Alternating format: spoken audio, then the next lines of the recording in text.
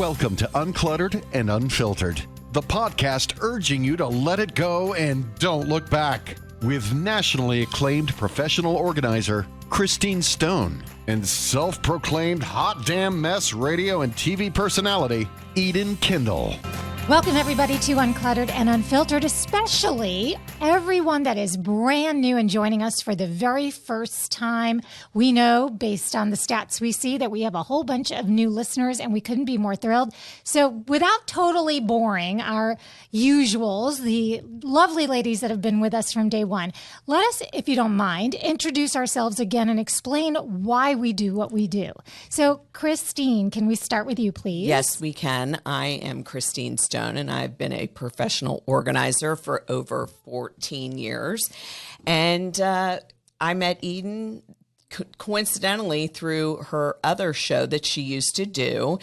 And we just started a long-term friendship. And one day we were out to lunch and realized how different we were, but how similar we were by what we were going through in our 50s, and me, who was about to turn 60. And I said, we should do a podcast about this. And we did. And here we are. And we are loving every minute of it. Absolutely, every second. And my name is Eden Kendall. I am a longtime broadcaster, radio mostly, but I did co-host a TV show, lifestyle and entertainment show here in Jacksonville, Florida. That's where we're based. And we were looking for an organizer to come on and give tips on a regular basis. Christine, once we found her, we never looked anywhere else for anybody. And she just had the best tips and tricks. And I think I speak for a lot of people when you meet somebody who is on one end of a spectrum, you realize how far down on the other end you are. So you being extremely organized, buttoned up. I, on the other hand, am kind of like a whirling dervish through life. I have overscheduled myself again today. As a matter of fact, like everything I schedule, I overschedule myself. I do all of these things that on a regular basis, I say that I won't do again, but I do because I'm me and you're you. Yes. And we have found that while we are so different in those ways, the things we have realized in our 50s and now into your 60s are things like that invisible feeling when you're in a crowd of people younger than you and you are the last person that gets, not to say called on, but you know what I mean. Yes, I absolutely know what you mean. So these are just many of the things that, and of course, we've had episodes where we've laughed about aging and how many doctor's appointments you suddenly have when you turn 50 and all of the other parts that go along with it. But today, before we launch into our topic, which is, if you saw our show notes, you know it's Swedish death cleaning. Oh, I can't wait to talk about this. But I have to ask you about your weekend. You came back from visiting your brand new baby grandson. Yes, I did. You were actually like the babysitter, the grandma babysitter. The first babysitter he's actually had for a nighttime. Okay. You know, so, but it was their anniversary weekend. So we went for the weekend to give them a break and babysat Friday night, Saturday. And I can tell you one thing, I'm 60 years old and I came back exhausted. And I really didn't do much. It was just babysitting, then, you know, just holding and rocking. And, you know, he's 3 months old. So you're at the stage where, God, my shoulder hasn't done this in a while, or my hips haven't rocked like that in a while. And do you rock right now, standing still? I like do. If you're in your living room, you're still rocking? I'm telling you, it comes back like it was yesterday. And he looks like a male version of my daughter. So I kept calling him she, and my daughter's like, Mom. I said, I can't help it. I look at him and he looks exactly like you did as a baby. So it's weird how it just, all the memories that you think you forgot come flooding back, including gassiness, teething, all those things. It was so enjoyable, and he's getting so big every single month, but it's work when you're in your 60s. That's all I'm going to tell you. It's work at any age, but when you are in your 60s and you know that the clock is ticking and at any moment you can give him back, you're like, okay, we're good. You're ready to take him. I'll get, right. And you have no control, and you are a person who enjoys having some control. And babies do not let you have control. They don't even ask you who's in charge here. No. They know that it's them. Yeah. And that's that. Yep. And that's exactly how it was. So anyway, always so much fun A spending blessing, a weekend but with hard them. work. But I think it makes you realize that having babies is for the young. So anyway. Okay. Well, I'll make a note of that, and I won't be. Your weekend? Well, my weekend was actually pretty chill. I'll tell you one thing I am loving. So the girl child, Chloe, started her job as a preschool teacher, and we got to make some construction paper crafts that she was getting ready for the kids, because the kids are so little, the ones that she has right now in the summertime, that she has to really put everything together before they can actually do the craft. Right. So she was making paper plate crabs that each person's name would go on for their little summer program. And it was a half a paper plate.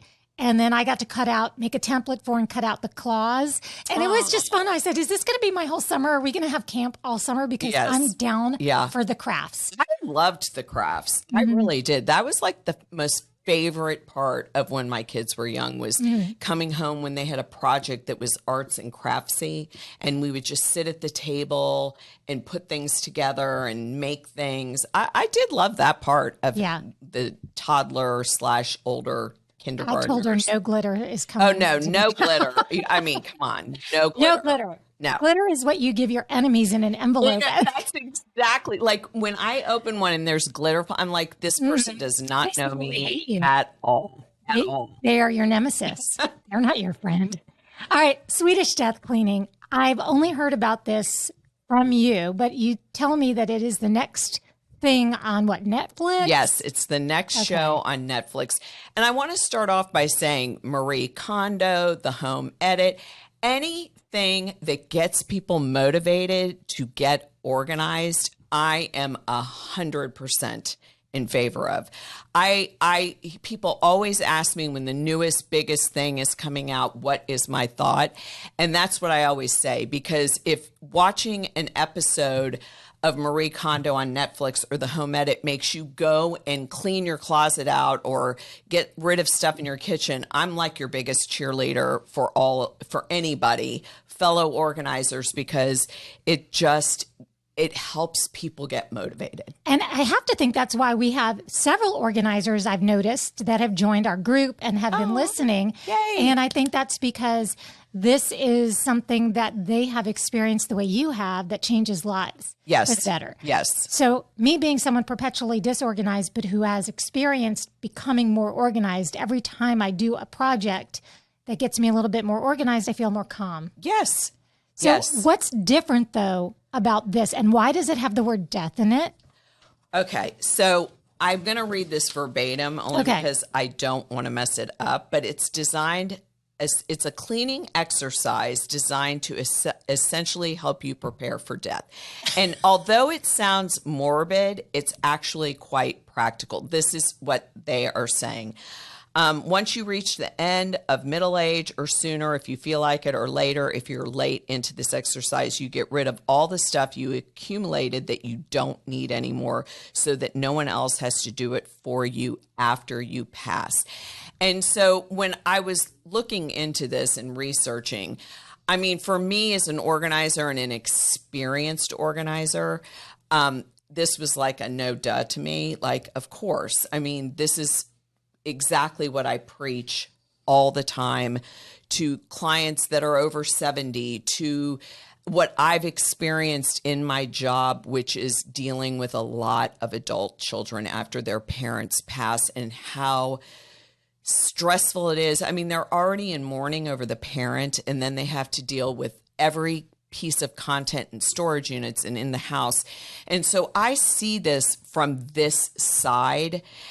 And I'm so happy that this is taking off and becoming a thing, because I don't think people realize how much of a burden this is for your adult children to do once you are gone. And also, they talk about this in here, is a lot of it helps you talk about death with the person who's still alive. A lot of people are very, very uncomfortable about talking about that. And we're all going to die. I mean, it's just a fact. And so maybe breaching this topic slowly, saying, let's do one room at a time. Let's take one room and do what we want with the stuff that you no longer want or use. I think once people, this is what I always say, once they get one area done, it just motivates them to tackle the next area.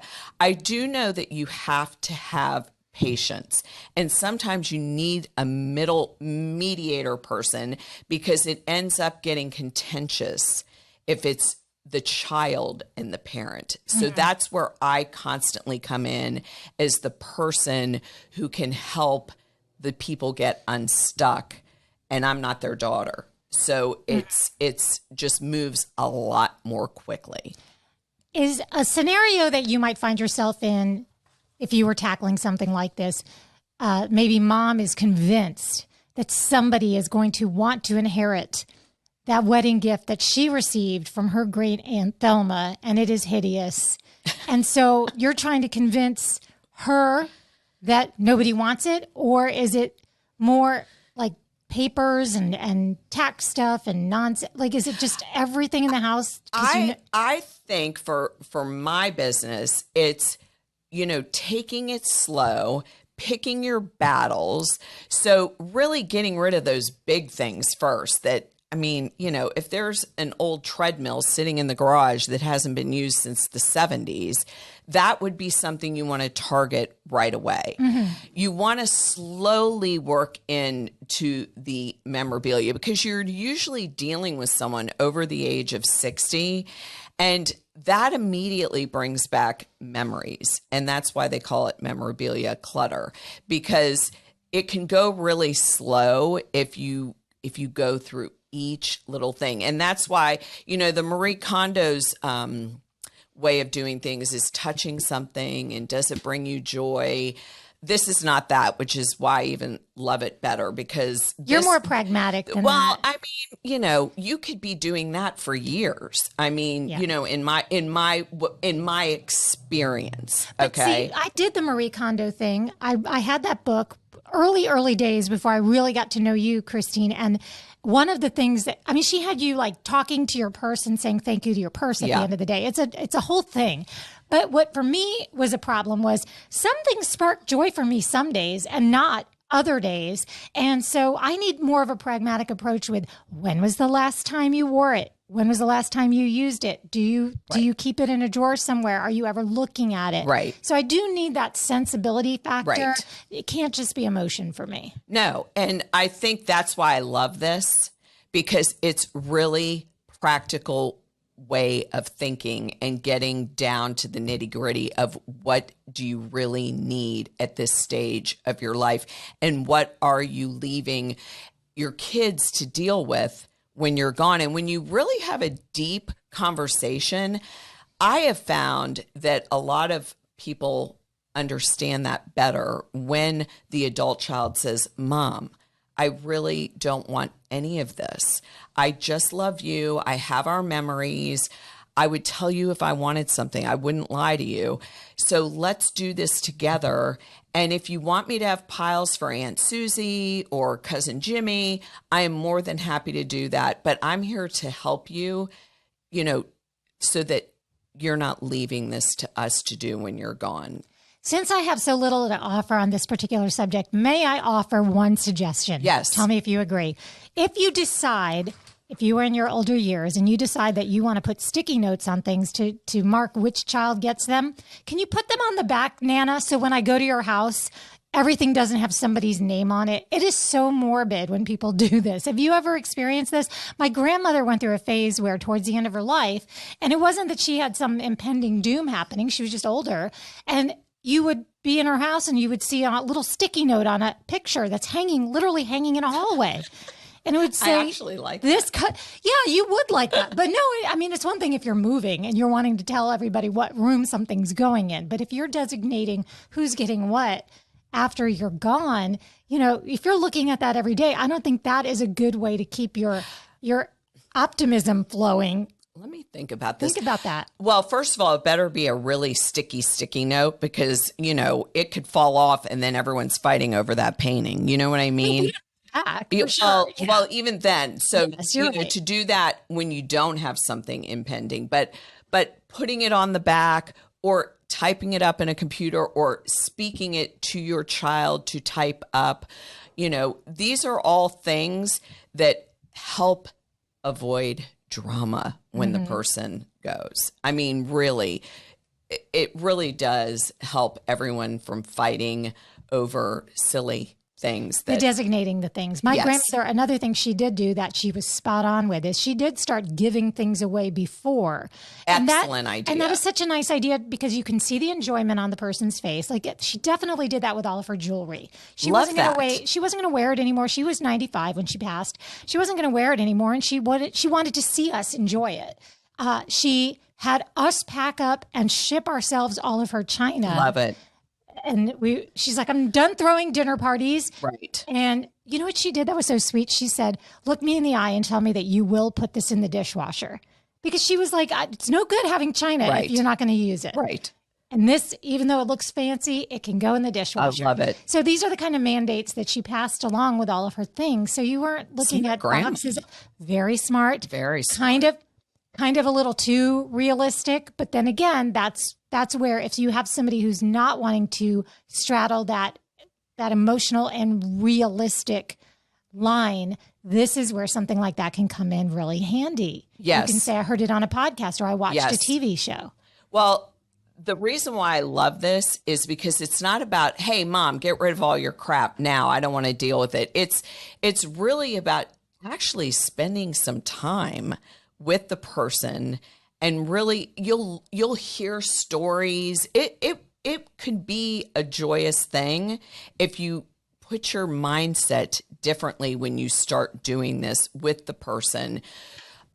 Because like I said, a lot of it is wrapped around the word death. And if you have to tread that lightly because they're not dying at 65. No. You're just helping them get rid of things so that they've freed up their environment that they're living in right now today and getting rid of all the junk that they don't need anymore. Plus, I have to say, this is a dark thought, but a lot of people do have to transition into an assisted living situation Yes. or downsize.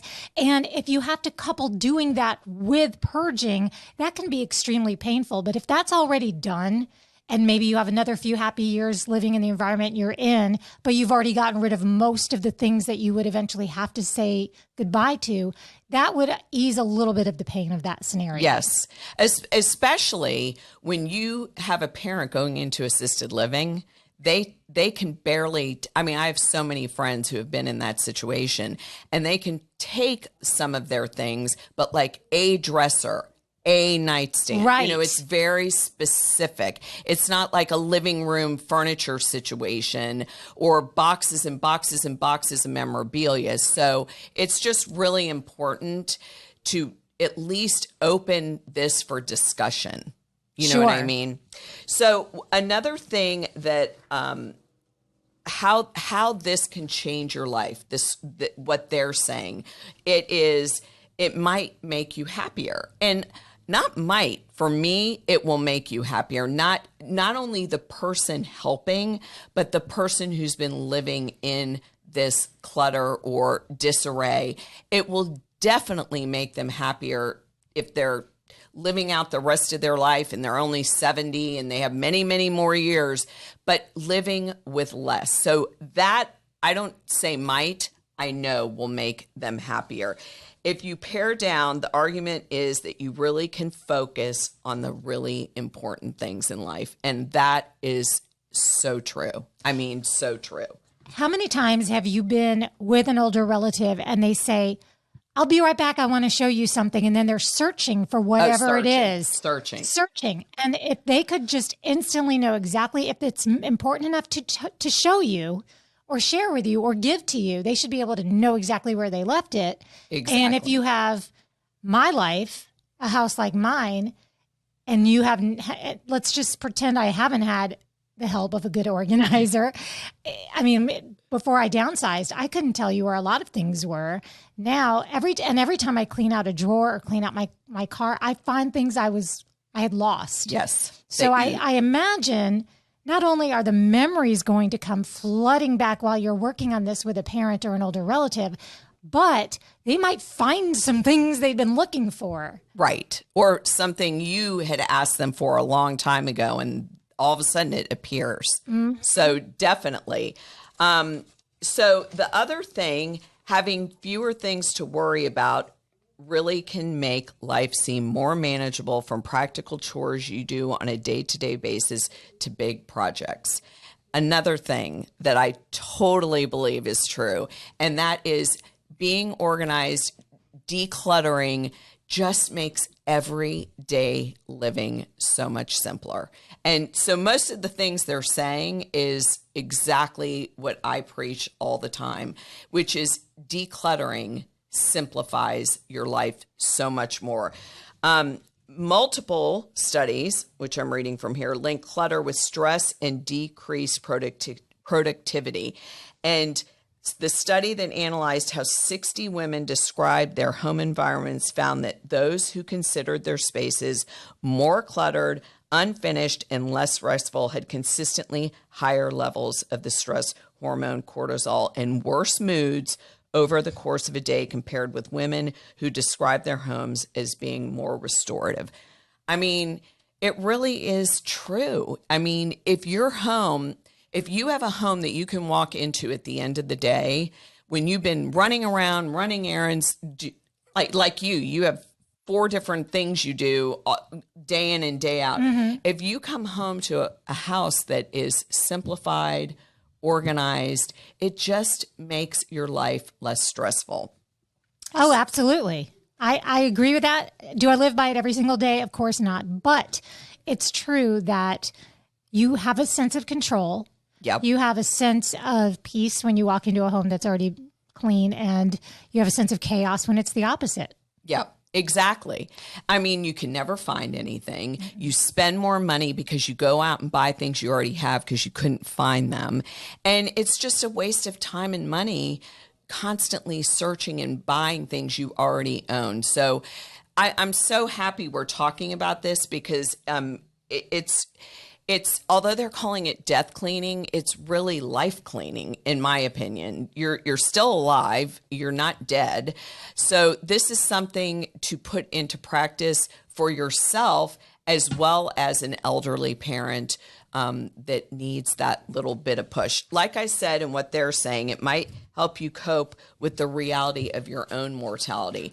And I think that's true. Like I said in the beginning, no one wants to talk about death. No one wants to think they're going to die. So kind of breaching this topic will maybe help yourself and help that person, just to say it's going to happen. So let's do some prep work to make it easier for everyone involved. So I did see this. That I had said to you. Do you immediately wash your dishes after dinner? No. Okay. So, before I go to bed, but not immediately after dinner. No. Okay. No. So I do. I know you do. Immediately I knew you dinner. did before you said you did. So what this was saying is that for people that do wash their dishes after, it's a feeling of being in control, and it gives you power and control. Other people just don't see the mess or view it as a problem. And says Belk, who researches the meaning of possessions, collecting, and materialism. So that's another thing you have to think of. Like when I go into someone's house to help them get organized, I know they're not like me, because there aren't a lot of people out there like me. There's more people like you. And so Thank goodness for me, or I'd never be able to have anybody over. Well, that's the thing. I people think that you only are with organized people if you're an organizer. And it's like, I'm never around organized people, including my own house, because my husband is not organized. And so I really do love this, because I do think it says there's no right or wrong way. You know what I mean? Because I don't see it. Right. Now, my husband sees it. Right. He sees it. So he likely will beat me to the dishes, which is not a bad problem to have. That's not a bad problem to have. However, they definitely are out of sight, out of mind. Like if we're watching a movie and we might decide to have dinner while we're watching it. And then the dishes go back downstairs into the sink. We're going to finish what we're doing before we're going to tackle the dishes. Whereas I am 100% sure and will stake my life on the fact that we're going to pause that movie. We're going to get those dishes put away and then we're going to come back and enjoy the rest of it. You know me so well. Right. But both are fabulous things to do. Well, everybody's different. Everyone and that's is. what I say all the time. No one's way is better or, everyone thinks the way they think. And you're not going to change someone's thinking. You cannot go into a scenario thinking, I'm going to change the way they think. I mean, I have so many repeat clients and it's just to spruce things up, do a little zhuzhing is what I call it. It's not that they're, in a series of hoarders. It's just, it's not their thing. And that's okay. That is so okay. It's absolutely fine. So the last thing I wanted to talk about is because I saw this and I loved this because everyone thinks because of Instagram that in reality, the models of the homes we see in ads and consumer magazines with perfectionist, minimalistic aesthetic can be almost unlivable. Okay. And it's true. If you think about it, the pretty pictures, I love when the Instagram designers really show the beautiful pictures and then like a week later, they'll go, this is what it looks like though in real life with 3 kids running around.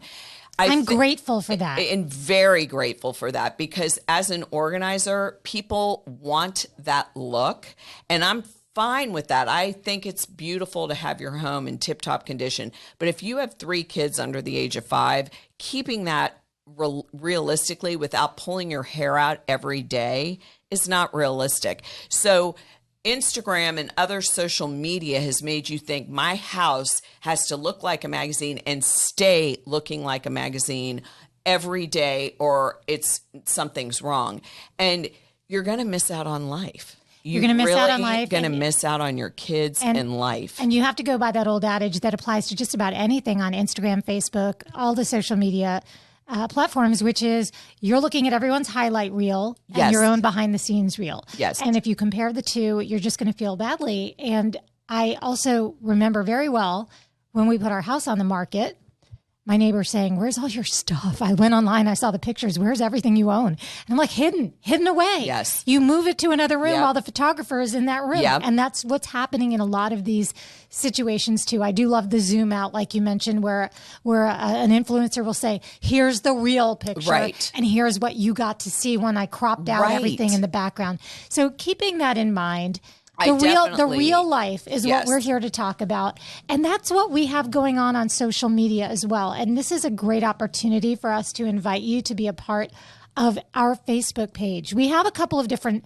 social media platforms, mostly Uncluttered and Unfiltered on Instagram and on Facebook. But we have on Facebook a private group called Uncluttered and Unfiltered Ladies Only. Yes. And you are invited to be a part of it. You have to request to enter and we'll let you right on in. And frankly, some of our best ideas for topics come straight from that.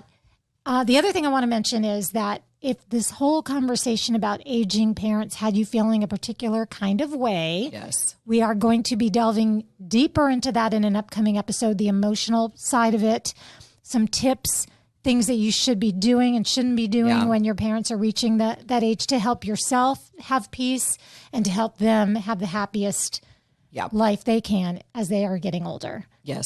So, and I have to tell you, like she was saying, we get some really good ideas. So please keep leaving some great ideas that you want us to talk about. Okay. And all of the other little things that podcasters tend to ask you to do, we will remind you that you could do for us, which is stars, reviews, telling friends. But until we meet again, which will be in a week, we always remind you that whether it's the stuff that is in your parents' attic or it's the emotional baggage you have from a meeting you had a week ago, you can let it go. And don't look back.